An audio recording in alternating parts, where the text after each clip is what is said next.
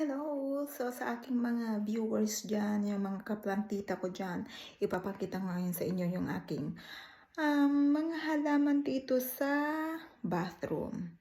Siyempre, pag malamig na, lahat pinapasok. So, sa CR, so marami ako mga halaman. Tingnan nyo. Oh.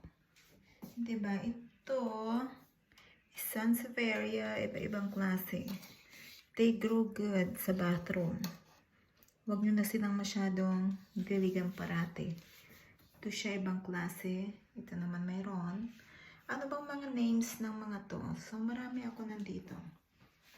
See? And then, meron din ako photos. Yeah. Hanggang doon siya sa dulo.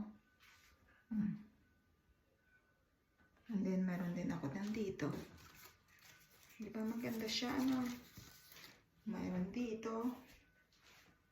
At meron pa doon another photo sa corner. Ito kahit hindi mo na siya kailangan ng full sun, they grow good. Nandyan na yan sa mga, ano na yan, mga 1.5 year na yan dyan sa corner na yan. And then my last one is on this side. So hindi rin siya, wala siya rin siyang direct sunlight. So yun lang. So kahit saang parte ng bahay, mayroon ako mga halaman.